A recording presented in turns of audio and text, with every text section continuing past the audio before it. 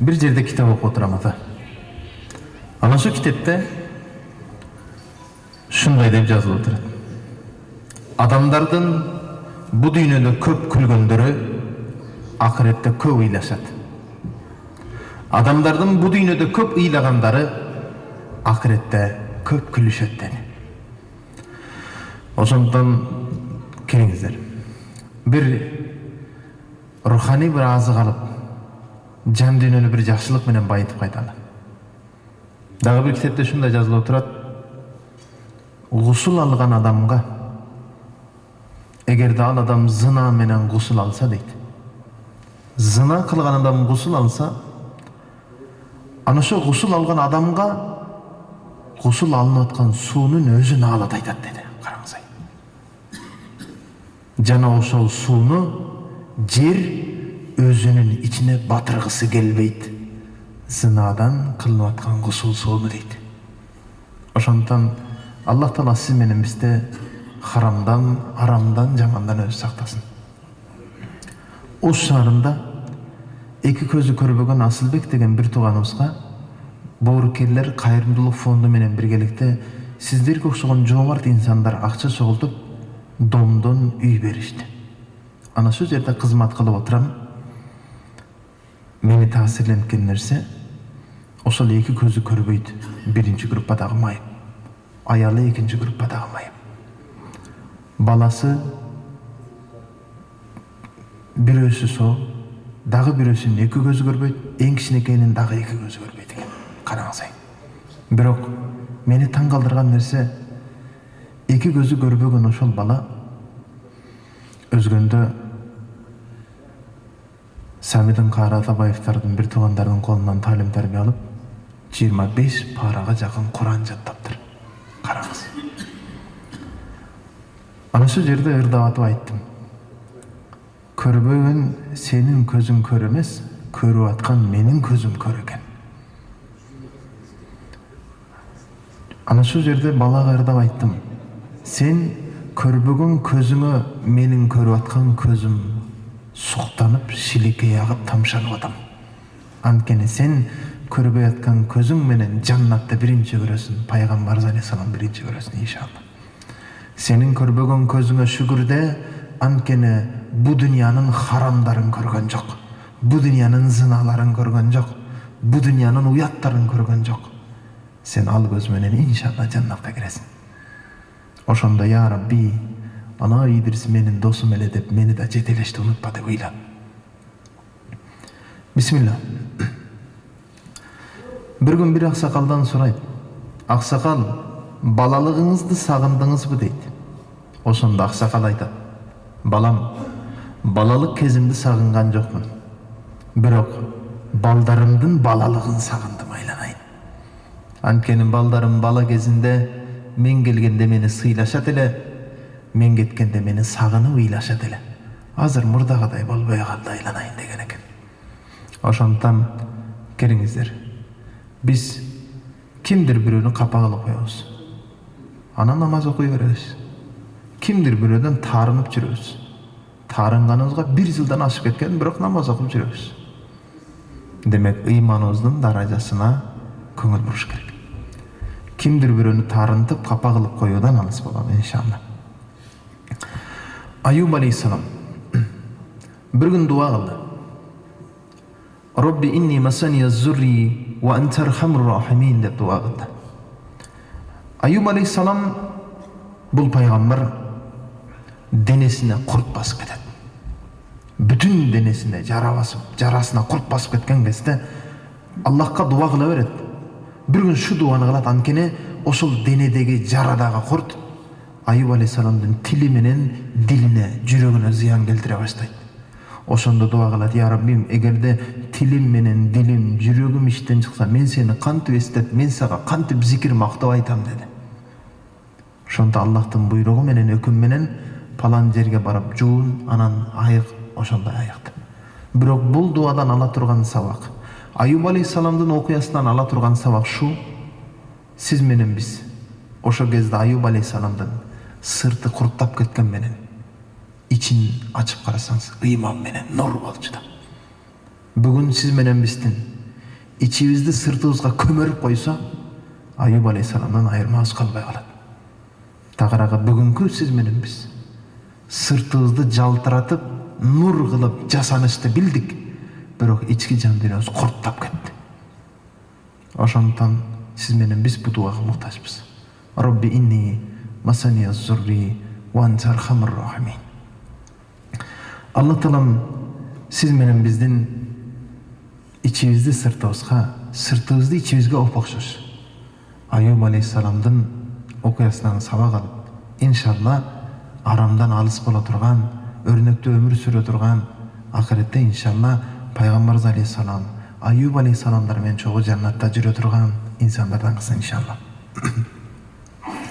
Пайгамбарыбыз алейхисаламдан бир хадис окуйн. Ярхамакалла. Пайгамбарыбыз алейхисалам байлыгыңарды зекет менен коргогула.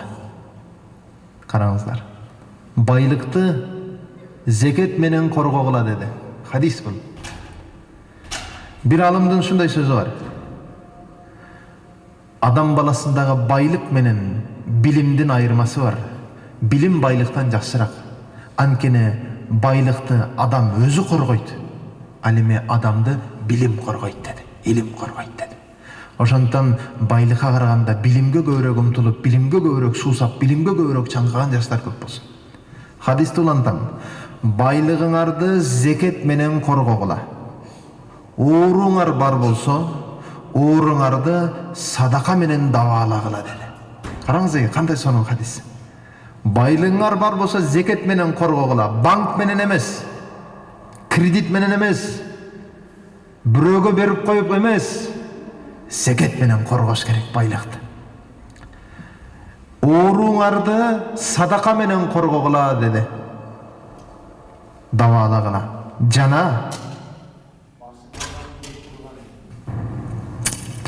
Жана башыңарга келе турган балейлерди дуа менен коргогула деди. Иншалла. Ошондон мусулман колундагы дуасын, колундагы куралындай пайдалансын деди. Аллах Тааланын Кур'ан-ы Керимдеги аятын айталы. Бакара сүрөсүндө Аллах Таала шундай деп атат. Шайтан сиздерди эгер ихсан кылсаңыз, бирөөгө садака берсеңиз, кедей болуп кетесиң деп коркутат деди. Андай болсо бир суроо берип көрүңүз. Шу күнгө чейин бир адамдын бирөөгө садака берип кедей болуп кеттим деген уктуңуздарбы? Эч кимди уккан эмеспиз. Бирок бирөөгө бере турган болсок, өзүмчү деп ичиңиздерден нафси шайтан ушинтип алдап турат. Бирөөгө бербе, кедей болуп кетесиң, өзүң деп ал деп кайтарып турат деди. Аллах Тааланын Бакара сүрөсүндөгү аяты ушул. Демек кайталайм. Шайтан сиздерди эгер ихсан кылсаңыз, кедей болуп калуудан коркутат, жана бузукулук иштерге буйрат деген аяты бар. Аллах сиздерге өз тарабынан кечирим жана байлык убада кылган. Мындайча айтканда сиздерди баш ийүүгө жана садака кылууга буйруп, өзүнүн кереметине жана кечиримине жеткирүүнү каалайт Аллах Таала. Ошондон келиңиздер. Сиз менен биз мына ушул дүйнөдө Аллах берген байлыктан ар бир нерсенин акысы бар. Алманын үшүрү алма менен берилет. Картошканын üçürü картошка менен берилет. Картошканын ордуна сабиз бербейсиз. Ар бир нерсенин өзүнүн үшүрү бар. Колуңуздагы байлыктын дагы зекетин чыгарып туруңуздар иншалла. Бир күн сахабалар келип сурады. Эй Алланын элчиси, сиз дүйнөдөн өткөндөн кийин бизге жердин үстү жакшыбы, же жердин асты жакшыбы деди. Суроо. Эй Алланын элчиси, сиз дүйнөдөн өткөндөн кийин бизге жердин үстү жакшыбы, же жердин асты жакшыбы деди. Жигиттер. Анда Пайгамбарыбыз алейхисалам ушинтип жооп берди. Эгерде башчыларыңыз, жетекчилериңиз жакшылардан болсо, байларыңыз берешендер болсо, иштериңизди кеңешүү менен кылсаңыз,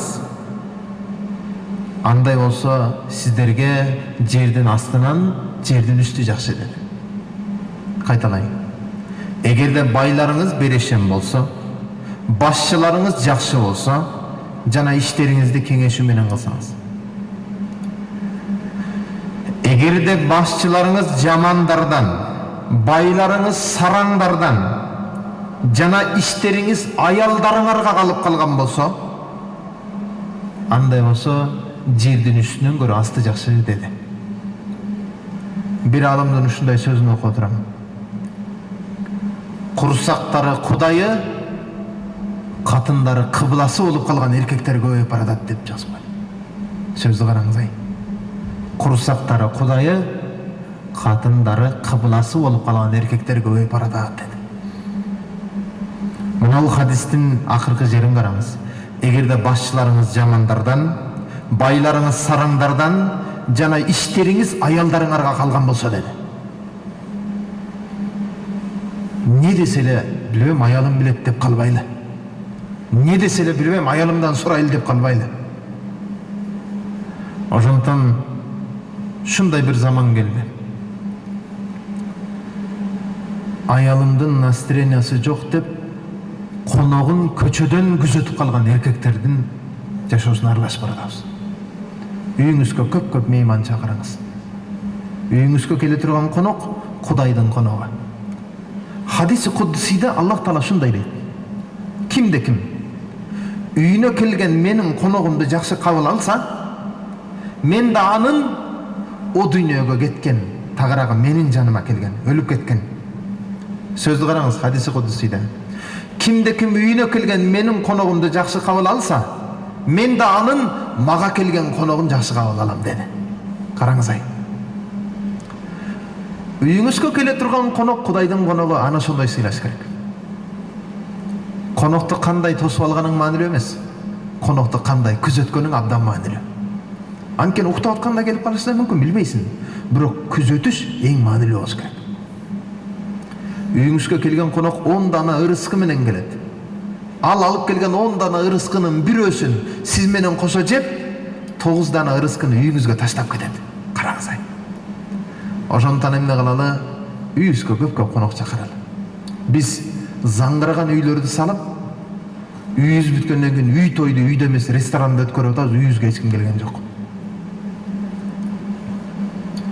Үйүбүзгө конок келбей калды, чакырбасак келбей калды. Мына тууганым бар эле, мына жакыным бар эле деп өзү билип сиз менен бизди катташа турган сыйлай рахым деп коет. Туган менен катташуусу керек. Иншалла.